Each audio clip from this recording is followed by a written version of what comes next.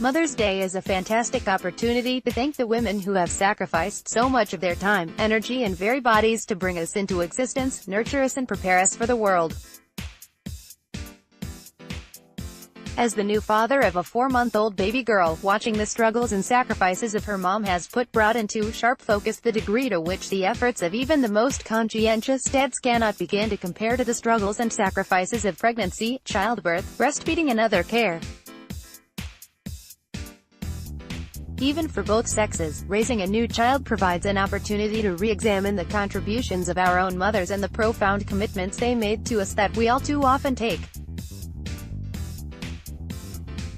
for granted, if for no other reason that our physiology and brain chemistry leaves us unable to remember our earliest years when we were most vulnerable and needed the greatest love and care. But it's also a day to honor the choice these women made in becoming mothers. Certainly fathers also deserve credit, as the financial and emotional commitments of fatherhood are no laughing matter. They pale in comparison to the physical-emotional toll of motherhood. Pregnancy is a literally life-threatening proposition, and even the most perfect experience involves enormous amounts of struggle and pain. It seems beyond obvious, morally, that no woman who does not want to undergo this grueling process and the decades of commitment that follow it should be forced into it against her will. The decision to become a mother is one of such profound personal gravity that it should only be undertaken with a corresponding measure of joy and celebration mixed with conscious, deliberate intent. The miracles of modern science mean that at long last the decision to become a mother can be separated entirely from the decision to have sex. Birth control and abortion aren't new in human history, of course, but the invention of scientifically reliable birth control and medically safe abortion mean that human beings can now enjoy the magical spark and endorphin rush of physical intimacy untethered to the weighty decision of whether to become a parent.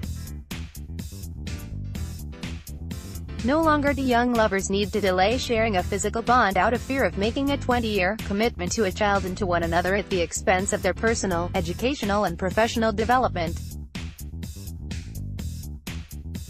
This is a wonderful development in human history. It is also a crucial tool for enhancing the rights of women, both mothers and non-mothers alike. Men have used their physical power over women to enforce patriarchal control and domination since before recorded history.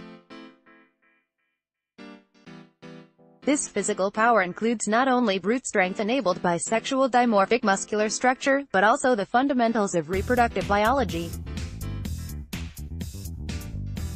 If a woman must fear that every sexual experience could lead to dangerous pregnancy and the commitment of rearing a child, then they are essentially at the biological mercy of any man with whom they might have a fleeting encounter. The constant threat of rape makes the situation even more traumatic.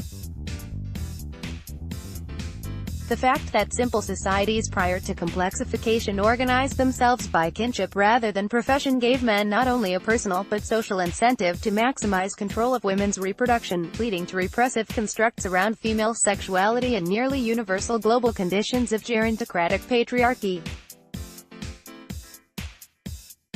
With the development of civilization and hierarchy, taboo became religion, social kinship incentives were replaced by inheritance incentives under rule of law, and the watchful eyes of the village elders were reinforced by the watchful eyes of God commanding women to be pure, chaste and subservient to men at all times.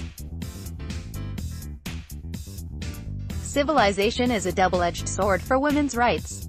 On one hand, it can maximize oppression with all the horrific weight of institutional force. But it can also create conditions in which brain is valued over brawn, where urban living incentivizes smaller families over larger ones, and where philosophical principles of moral justice can lead to intentional efforts to equalize opportunities for all humans regardless of sex or gender. Technological advances in family planning serve to reinforce that. Unfortunately, patriarchy does not accept these changes without a fight. Men fearful of women's liberation are reluctant to give up millennia-old forms of control. Men continue to physically abuse women, of course, but too many also fight desperately to preserve the link between sex and forced motherhood. They do this in the hope that fathers will continue to be able to control their daughters' romantic and sexual choices, and that bad husbands can continue to compel their wives to continue in unhappy relationships for fear of being shunned for loose behavior and becoming mothers to children from multiple fathers. We still see this sexual double standard at play today when Donald Trump can become president of the United States in spite of his serial abuse, assault and infidelity, even as conservatives of all stripes condemned the women with whom he had his affairs as being of subhuman moral caliber for having the temerity to have consensual sex on camera. There is nothing defensible about any of this. A confluence of technology and complexification have given women a greater opportunity than ever to decide to their own fates, to design their own lives and to make their own mark on the world however they wish, to enjoy the pleasures of world as they see fit just as men have done, and to make that solemn choice to become a mother or not at a time and with a partner entirely of their own choosing. On Mother's Day, the best way men can honor their mothers and partners is to renew our commitment to preserve and strengthen these advances against the regressive forces who would snatch them away.